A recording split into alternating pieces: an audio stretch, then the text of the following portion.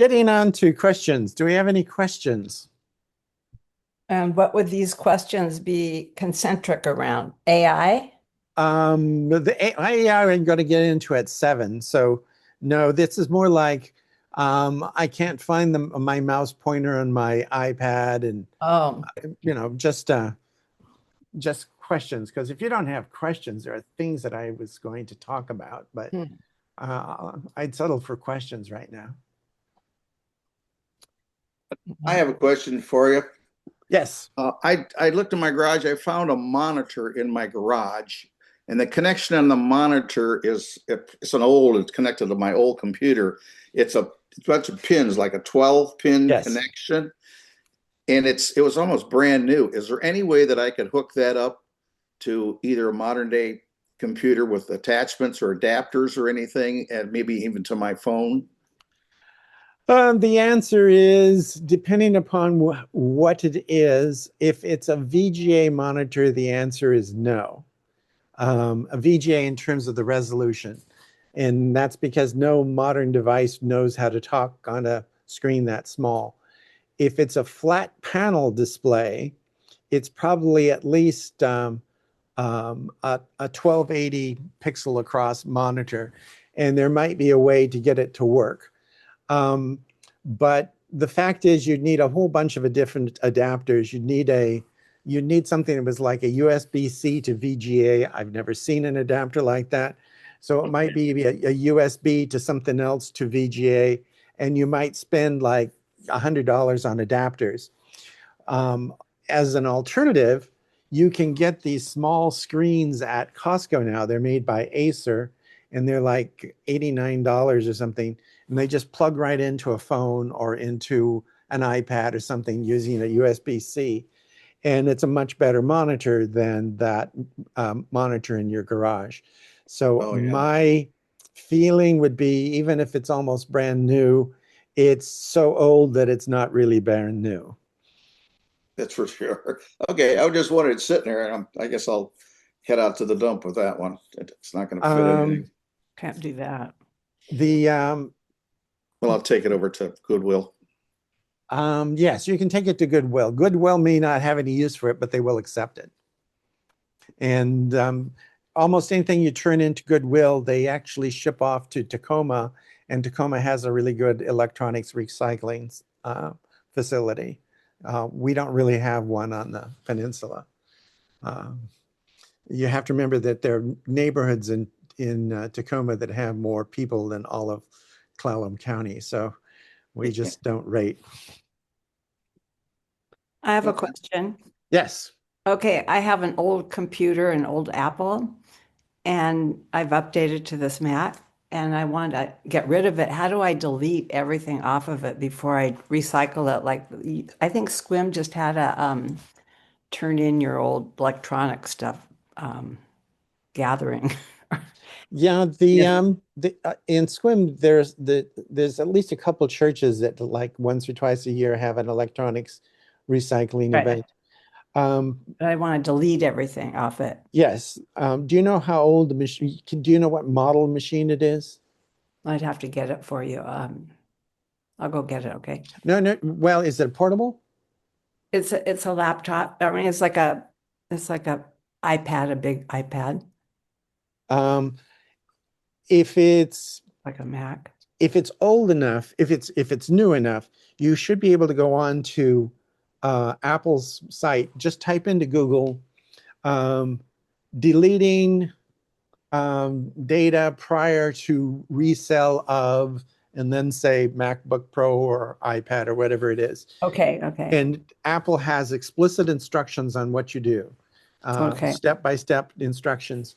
If you can't do that because you can't get into it or some other things, you can write to me, and I'll see about plan B. But I really kind of need to know what model it is. But see Okay. if there are online instructions. When they give you the instructions, they're not in alphabetical, they're in numerical order. And you want to go through in person, because if you skip some steps, you might leave data. Yeah. You might leave data by accidentally removing your access to remove the data. And if you do that, that's not good. Okay, thank you.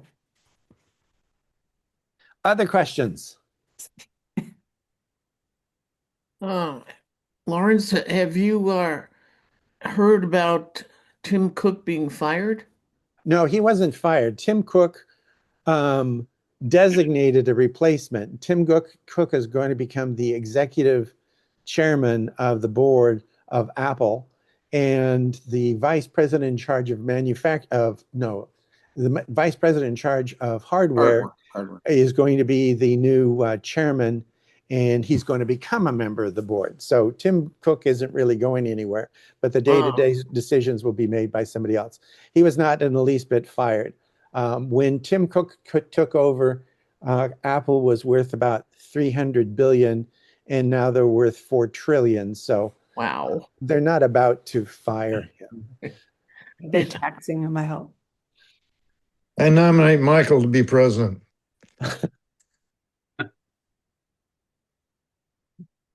Go ahead, Michael. Say yes. I wish. He means president of Smug, not of the country. Right. President's salary. You'll have the same salary I have. We both have 0. Um, I have a question, another one. So Uh-huh. how is it? I don't understand this. Like I'll have a conversation with someone and my phone's in the room, but not on. I'm not using it. And then about an hour later, that whole subject that I was talking about comes up on my phone or my laptop. It's like somebody's spying on me all the time. That's a common misconception, but it's not really that the case at all. It's basically just coincidence. You have to remember that the average person during the course of a day will be exposed to something like 3,000 commercials. And you see that the commercials are in things that you read, they're in things on TV, they're things over the air, and so on and so forth. And so with 3,000 commercials, if you happen to be into, teddy bears, and you've looked out for teddy bears or something, you're talking to somebody about teddy bears, and then you go to your phone and it's got an advertisement for teddy bears, that's really not because the phone was listening to you. It's because commercials are pervasive and commercials are personalized. So if that's something that you're interested in, you were talking about it to somebody, then it'll probably, you've expressed that interest someplace else, and it's going to show up in your phone or your computer or even your TV. There's one woman in town who, by the way, has covered all the electronics in her house with aluminum foil. That's as far as I'm going to go with that. She says that the TV is listening to her because it has these things on TV about things that she's done research on. Okay, so, but no, your phone's not listening to you unless you turn it on, tell it to listen to you. How about Alexa? I mean, I don't have that in my house, but Alexa does listen to you constantly. like I And protect people if they're going to have a personal conversation with their spouse or their family, they completely turn it all off. So well, you even listen. then, because they're powered by there's no on-off switch. The only way to turn it off is to unplug it. But Alexa does listen to you constantly. It does wait for you to use the word Alexa to actually respond, but it is listening constantly. Siri on my HomePod listens constantly, but the only thing it's listening for is the words, "Oh, shut up." The only thing it's doing is it's waiting for that word, and then it actually pays attention to what you're saying. And most of the stuff that Siri does is local to the device, like my watch, which just said that it wanted me to say what it was I wanted, or your phone or something like that. All of that transaction takes place on the phone up until the point where you're doing something that you can't be answered on the phone. For example, um,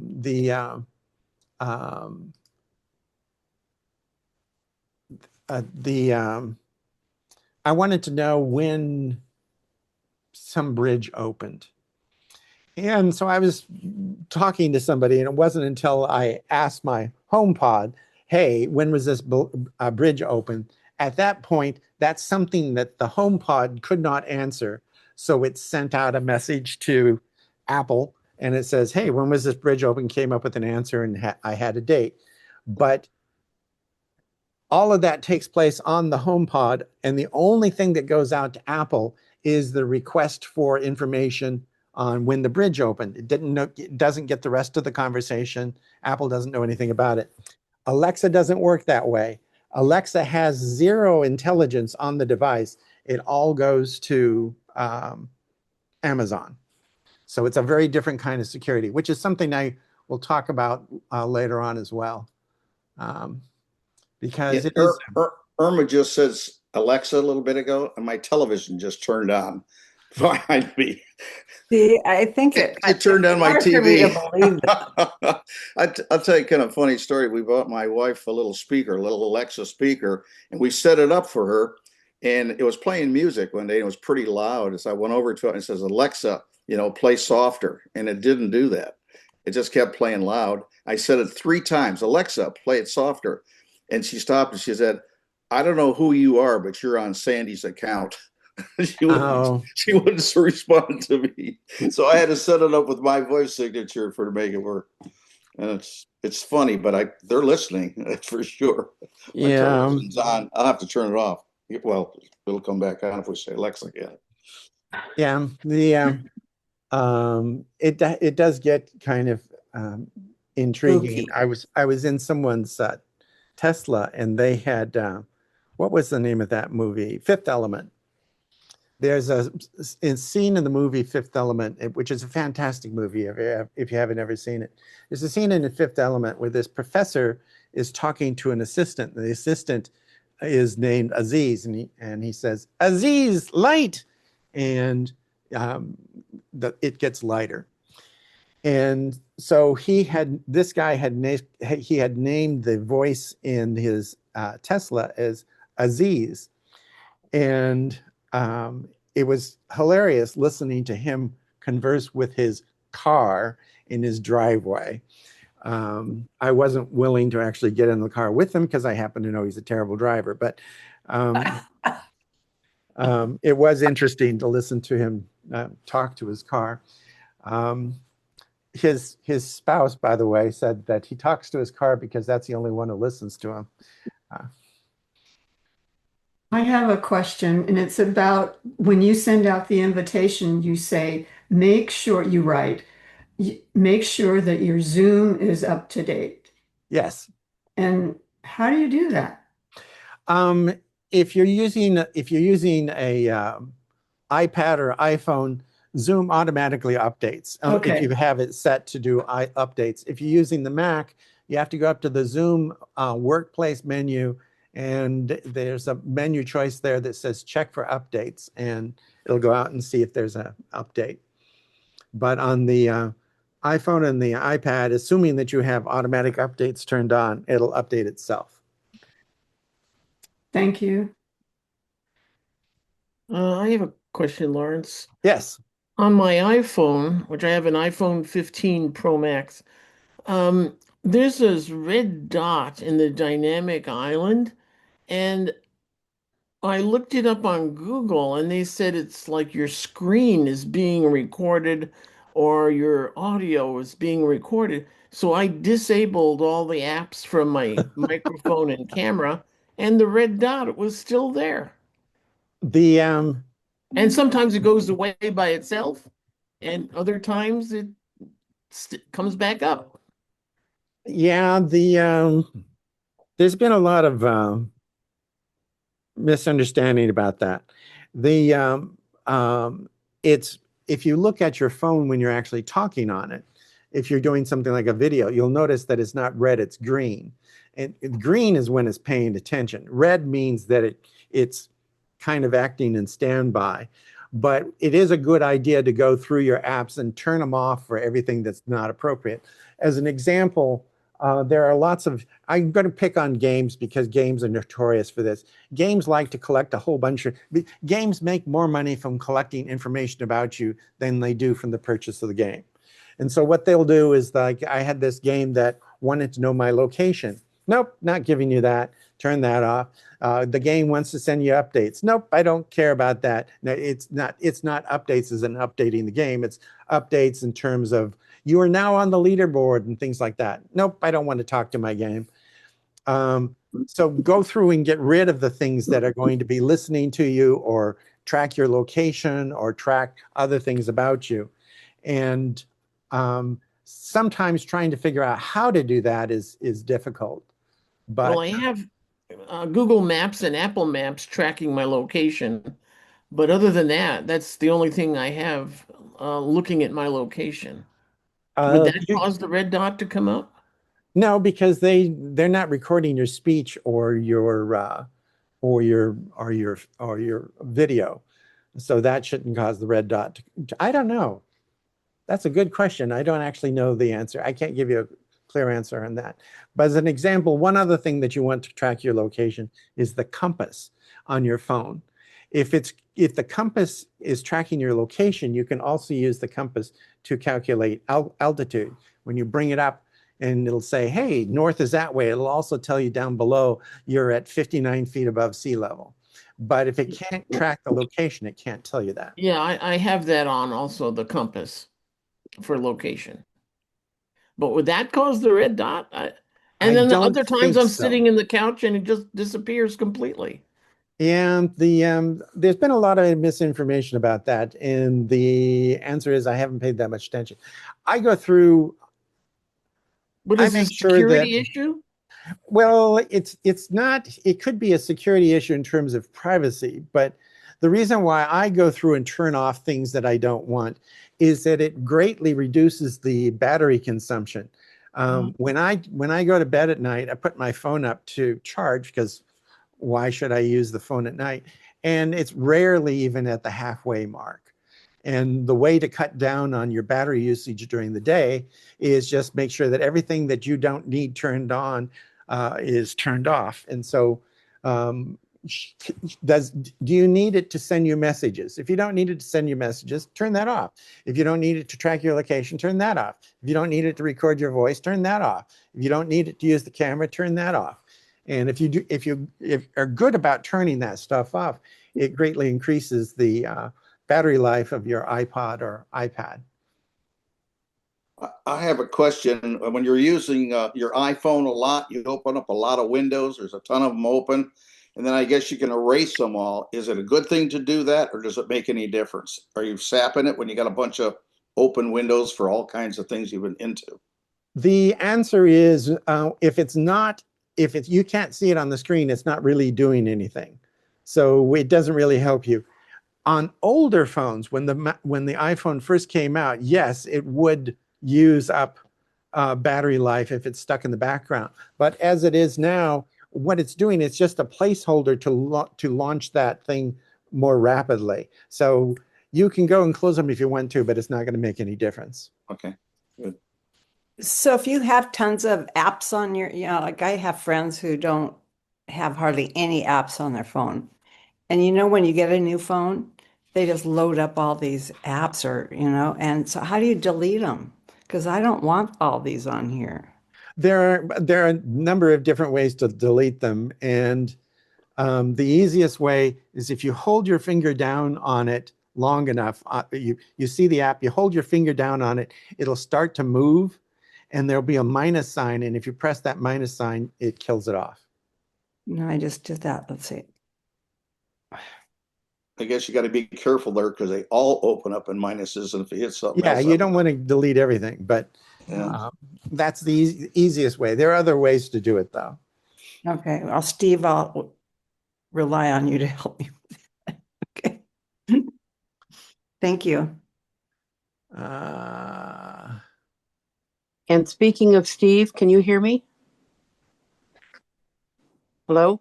Yes, I can hear you. Okay. This is Sherry Hamilton. Steve invited me. I haven't been to this before. So I'm just listening, and I'm going to keep on mute because I have two big dogs that bark at anything that is anywhere within hearing distance of them. So I will put this back on mute as soon as I'm done. But I just wanted you to know that I'm here. Okay. Thank you. Let's see. I have a question. Yes. It's kind of a simple question, I hope. I'm, we have one desktop computer, and I end up using my little iPad that has a keyboard for many functions, but I'm thinking about getting a notebook just so that I have more access to a computer. I don't, especially, anyway, my question is, what is it that, there seem to be a lot of Apple notebooks, you know, the laptops available, different prices starting around $750 or so. And I'm just wondering what they cannot do that only a computer can do. Is that a good question? Yeah, in fact, it's something I wanted to bring up myself. I'm not in the market for a new computer because last time I checked, I have something like 8. But I was curious about the new Apple MacBook Neo. Right.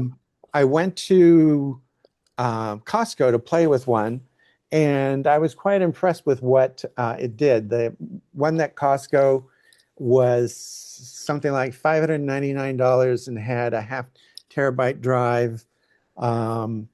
So it's kind of in the mid-range of the Neo. And for $599, I was extremely impressed with how powerful it was. The more expensive ones have different capabilities. Like the MacBook Neo, as I recall, has 2 USB ports. So you can plug a mouse into it and maybe something else, but not a heck of a lot of things.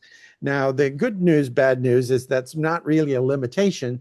You can go out and you can get these things called USB docks that you can plug into a Neo that allows you to attach a scanner and a printer and a bunch of other stuff.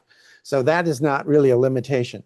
The 0.5 terabyte drive could be a limitation if you shoot a lot of video or you take a lot of photographs and so on and so forth, because those things take up a lot of space.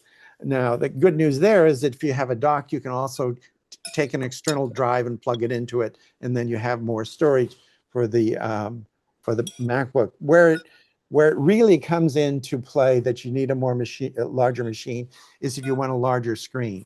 The Neo has, I don't remember exactly how many pixels it is, but it's a fairly small screen because it's designed to be a computer for students and easy to carry around on the commuter train and things like that. So the screen's not particularly large. If you want a larger screen, you're going to need a more expensive MacBook. If you want more storage, I think the biggest it has is a 0.5 terabyte drive. I don't think it has larger than that, although I haven't really checked. If you need more than 8 gigabytes of RAM, you can't add anything more. It comes with 8 gigs and that's it. And you would need more memory if you do a lot of photography work, if you do a lot of video editing, if you open up a browser with 40-some windows at once.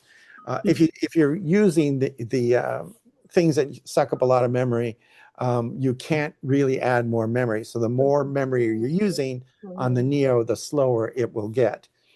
But for 99% of the people out there, especially if they have an old Mac that can't be updated, the Neo looks like a really good deal. If you do a lot of video, if you do audiovisual content, if you do a lot of photography and you do editing of photography, you might need a more powerful MacBook. And the MacBooks, some of the larger MacBooks also have more than just 2 ports, so it's easier to plug stuff into them. As an example, I have a friend who's got a MacBook that he has 3 displays. It's got the built-in display plus 2 large monitors. And you can't do that kind of trick with a MacBook Neo.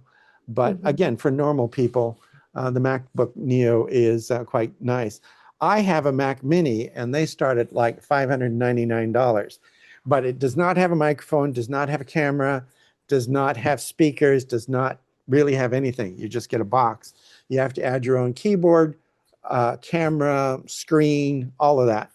Why did I get the MacBook Mini? Because it's incredibly powerful. It's many times faster than a Neo, and I do video. So my MacBook Mini has 24 gigs of RAM. It's got a 2 terabyte drive. It's got lots and lots and lots of ports. I've hooked it up to two big displays.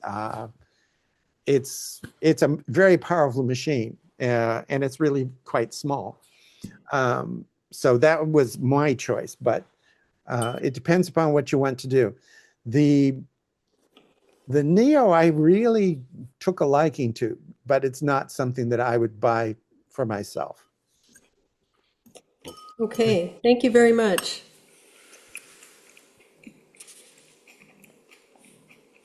I just want to ask you a question. Why did you decide not to, are you not buying it because you just don't need it, or? Oh, I don't need it. And if I did need it, I'd need something more powerful. I do a lot of video. I have published just for the smug, I've published something like 40 videos. And for my church, it's something like 400 videos. So Okay. that's a lot. Plus, I design websites and do all kinds of weird things that most people don't do. So just in your opinion, would there be any advantage? Generally speaking, I am not doing what you're talking about that would be limited with the Neo.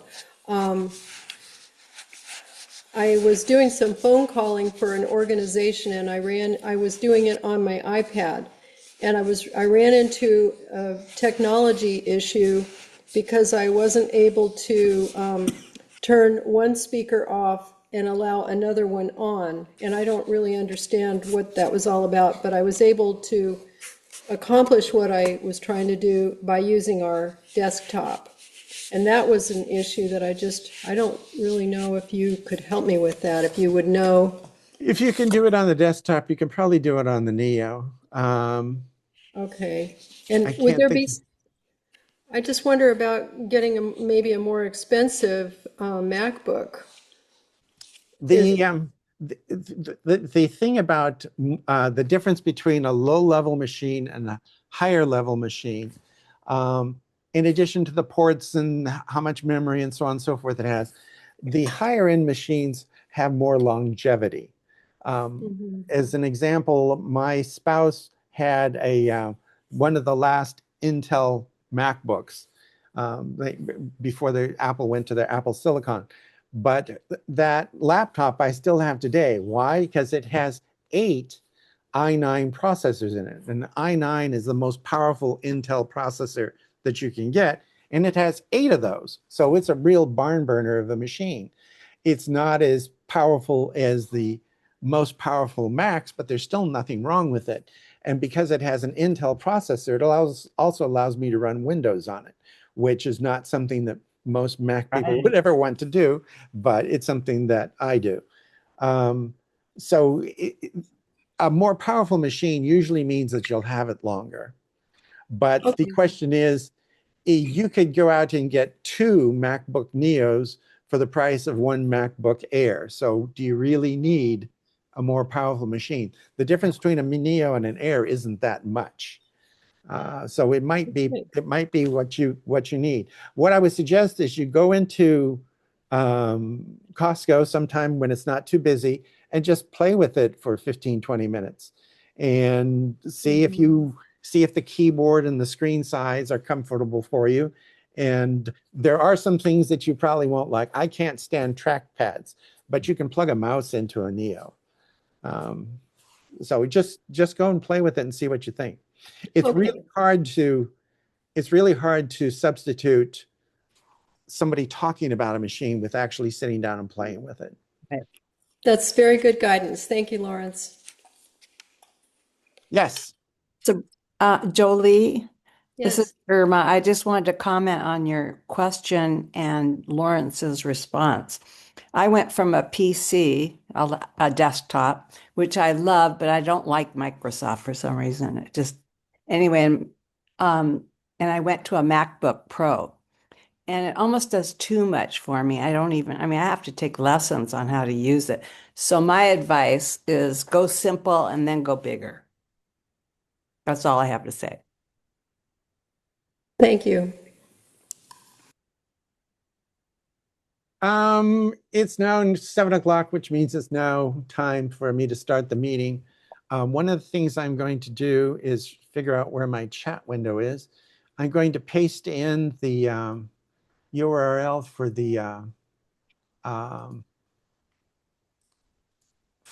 the attendance form, because I would like to know who attended. And so if you open up the chat window and it's labeled down at the bottom of the screen as chat, the attendance form I've now posted. And I am recording this and I've got closed captioning turned on. And as long as Zoom cooperates and actually allows me to save the session, I'll be able to post the video of the session on YouTube. A couple of things I wanted to mention. One is somebody already asked if Tim Cook was fired. No, he's not fired. He chose his replacement and he's going to be moving to executive chairman of the Apple board of directors. I wanted to mention the Apple MacBook Neo, and somebody asked about that. I was also going to mention the Worldwide Developer Conference. Apple has this every year. It is going to be held in June, and if I can find the link to it, I'll tell you when it's going to be coming up.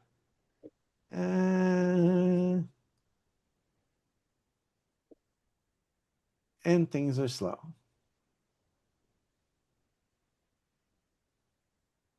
It's going to be June 8th through the 12th. And on the first day of the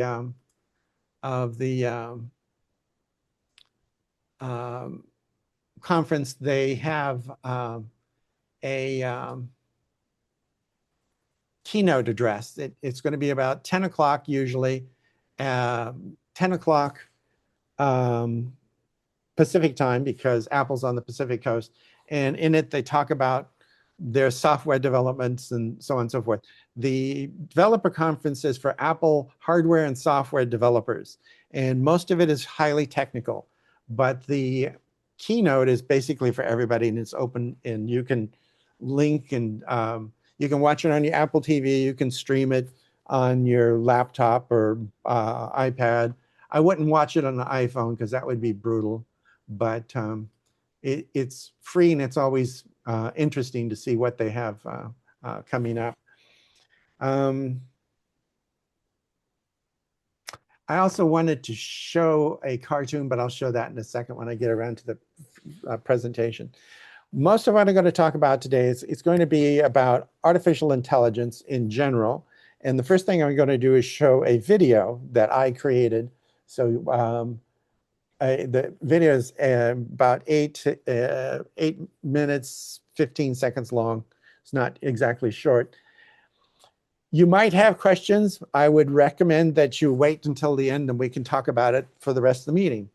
But it's kind of my view on artificial intelligence and where it's coming from and things that you need to be aware of. But the first thing I want to do is to show you a cartoon. And so I'm going to share my screen. Hey, Lawrence, it's Sabrina. Yes. I don't know if I missed it because I logged on a little bit late, but did you already start the meeting? Yes. I'm very sorry to come late to the meeting, but I'm also at work, so I've turned off my camera again, and I really need somebody to replace me because every single night I work and I won't be around when the meeting starts, or very late to coming to the meeting. So I really would appreciate it if somebody could step up and take my place. It's obviously not hard, but if you're working nights, it is hard to log in. So having said that, I know you mentioned it last meeting. I did watch it later on, and I don't know if anybody has emailed you specifically or, yeah. Yes, we talked about that during the Q&A session. Oh, okay. Well, I can rewatch it then. Okay. Thank you. I'm going to share my screen, and I'm trying to decide which screen I'm going to share. Maybe I'll share that one for a change. And there's probably nothing terribly interesting on that screen right now. That's pretty interesting. Like that. This is the cartoon that I was talking about. That's a cartoon. Where is that cartoon?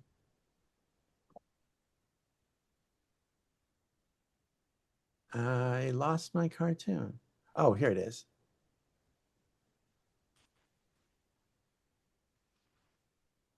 Now, I cannot see my screen of what I'm sharing, so tell me if you see a cartoon. You see one. Okay. This is meant to be satirical, but it's also quite accurate.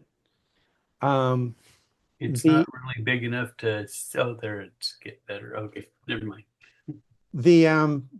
The internet was created as a Department of Defense experiment during the late 1960s, and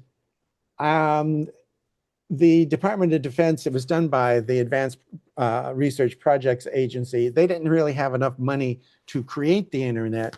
So what they did is they farmed it out to a bunch of companies. The companies did various things. And for the first 10 years or so, the internet was basically the Department of Defense, large companies, mostly telecommunications companies, because they already had networks, and universities and some research firms, and that was it. Then under Al Gore, when he was a senator from Tennessee, I don't remember what state he's from. When he was a senator, he was pushing for the commercialization of the internet, and that's when it really exploded in size. But even after it exploded in size, the way the internet is designed is really not controlled by anyone, nor is there anyone who's actually maintaining it. There are a whole bunch of people who write code. That code does something, people think that's nice, they adopt it, and then it becomes part of the internet. But there's nobody overseeing it. And this is basically how it works. Down at the bottom, there are human beings. There's the electrical grid. There are telephone companies. And then all the rest of it is basically built by volunteers and people who died 20 years ago and nobody knows what their code does. That is the internet. So if you want to know sometimes why the internet looks like chaos, it's because it is. That's just the way it is. And I wanted to show this to you because even though this is designed as a parody, it's also true. It is basically just a bunch of stuff out there that somebody thought was a good idea. And now I'm going to show the video that I created and make this big enough for you to see. Move that out of the way, which you probably can't even see, but it bothers me. Tell me if you can, the first few seconds are silent, but then it's going to have sound.